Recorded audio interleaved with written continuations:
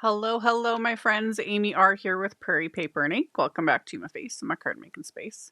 And my card for this week's Color Throwdown Challenge, for those that might be new, welcome. The Color Throwdown Challenge is just a weekly challenge just for fun. Anyone can play along. I will have a link to the challenge in my blog post, which is linked directly below the video for anyone who wants to check it out. And I pulled out a slightly oldie but goodie stamp set from Picket Fence Studios. This is the Brighter Days Gerber Daisy stamp set. Large florals, you guys know. They are one of my favorites. And I did some NoLine coloring, which I don't do very often, mostly because I don't have the patience. But I was in the mood for it. And this was a really good, in my opinion, image to like experiment with NoLine coloring. So I used my OLO markers, which I will have a link at the end of the video to my playlist that I have of the videos I've done so far using OLO markers. You can do this with really whatever coloring method you prefer when it comes to NoLine. But yeah, I used my OLO markers, a little bit of colored pencils. I did some stenciling, all sorts of fun things. As always, I will have links below the video as well to all the different supplies I used. My links are affiliate links. That just means that if you use one of my links, end up placing an order, I get a little kickback at no extra cost to you. That's what helps pay the bills and keep the channel running. And then yeah, keep watching and I'll show you guys how I made this card. Okay, to do NoLine coloring, you obviously need like a NoLine type of ink.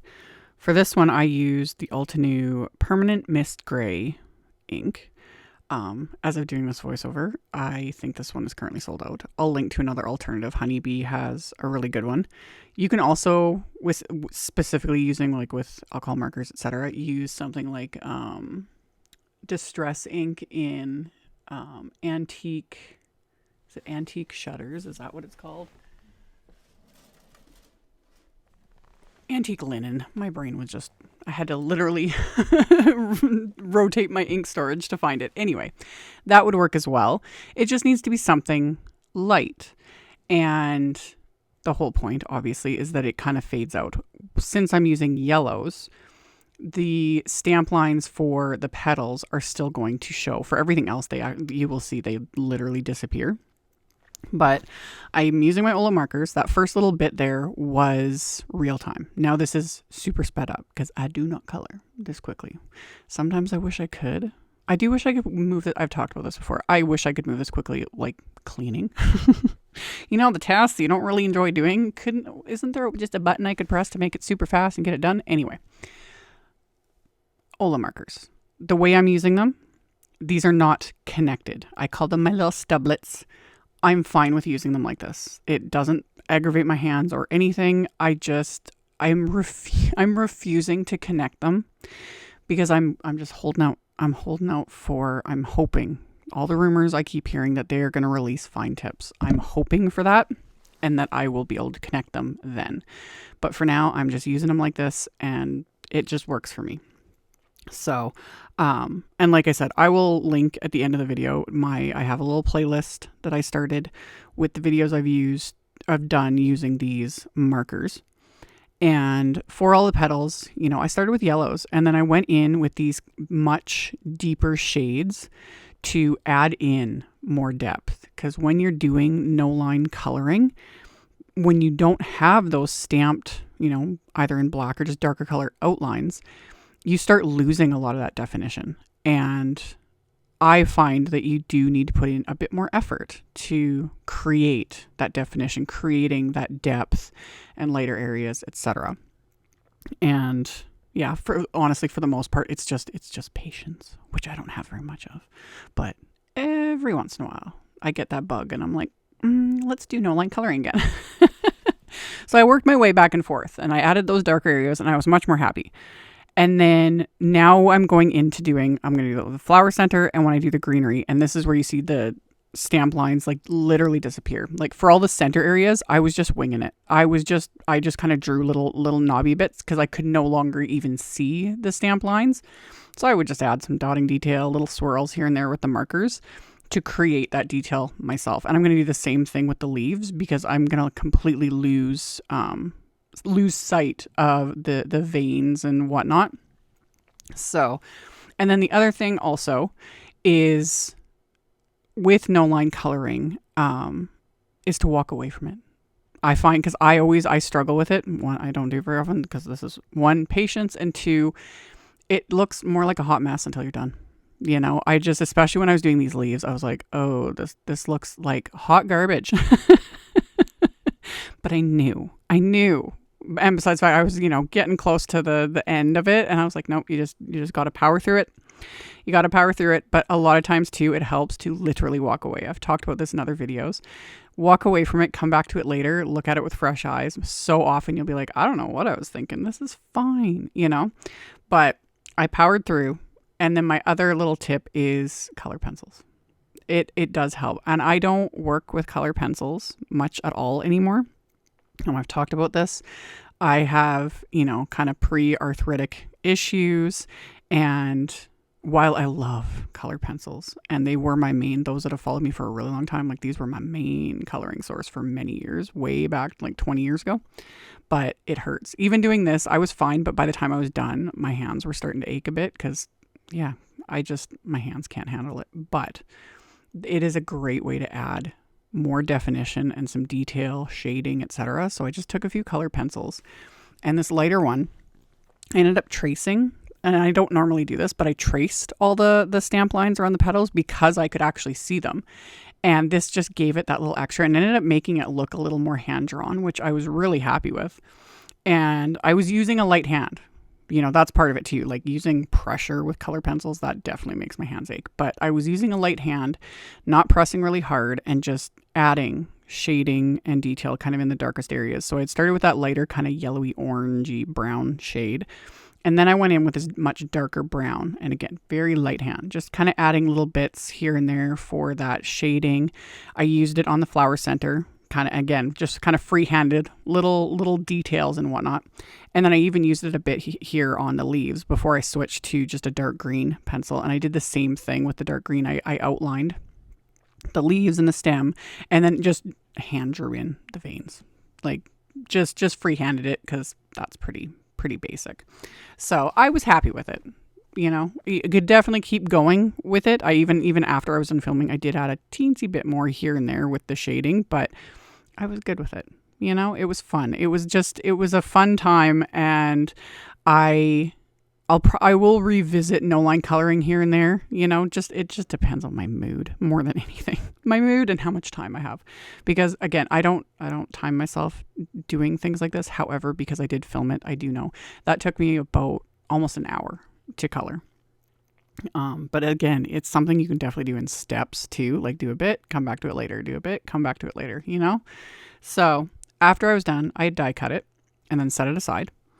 And then I took a piece of smooth white cardstock, the same white cardstock I used to stamp the large floral on, and I stuck it to one of my paper inking palettes, and I'm using the Picket Fence, one of my favorites. This is the Indian Summer Stencil, and I'm using one of the new sets of Pouncers. This is the Ocean Blues set. And you can do all this with one pouncer, but now that they're releasing like little trios like this, I love it because then I've got a light, medium, dark. I love it. So because I had the three, I was like, ooh, let's do light, medium, dark for the background too.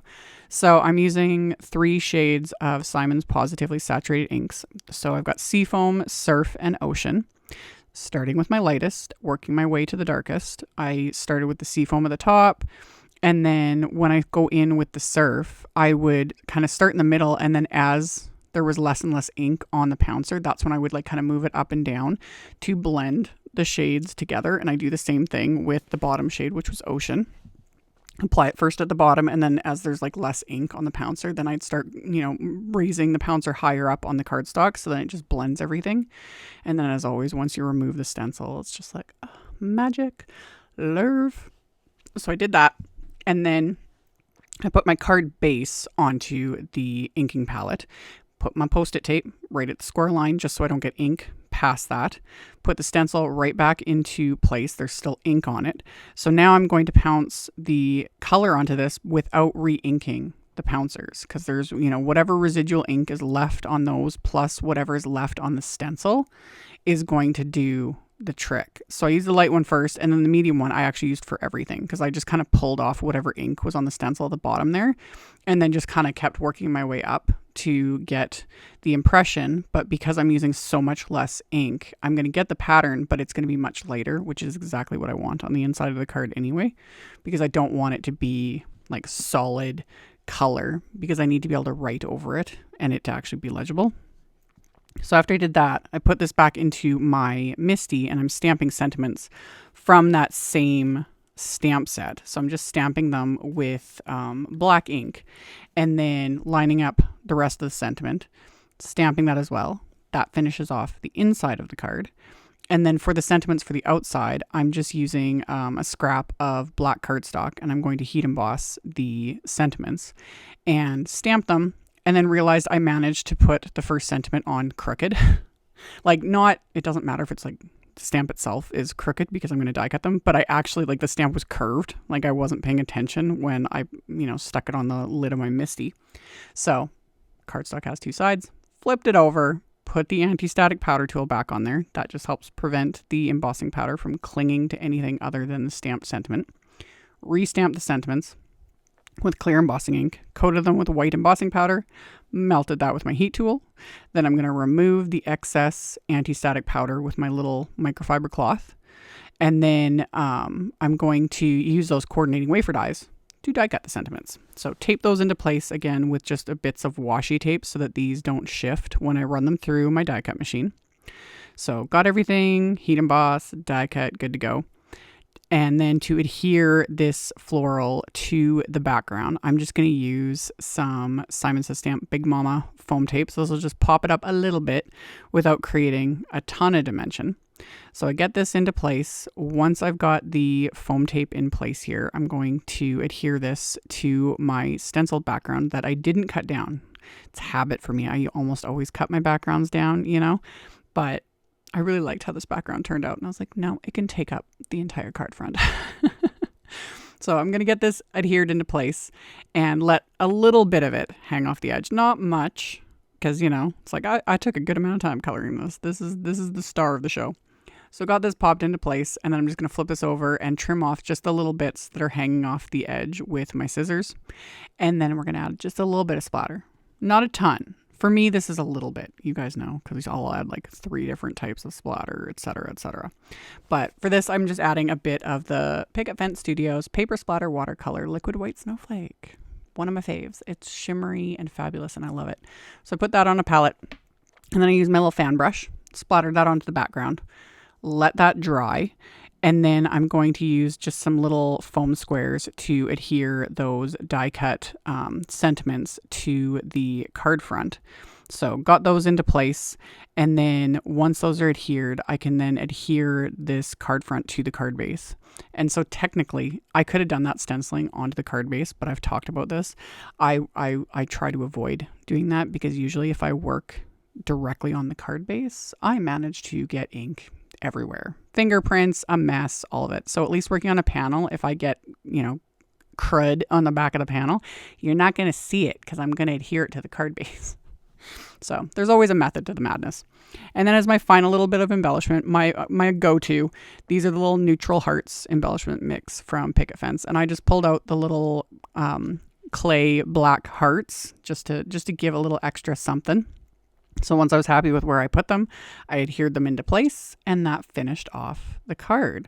So like I mentioned in the intro, I will have links to all the things in the description box below the video. So if you just click on that to expand it, all of the links, the link to my blog post, all the supplies listed and linked, you can check that out below if you are interested. Thank you all so very much for taking the time to watch my videos and thumbs upping and commenting. It's very much appreciated, and it very much does help. And if you haven't subscribed, I'd love to have you. And I'll see you all very soon in the next video. Bye.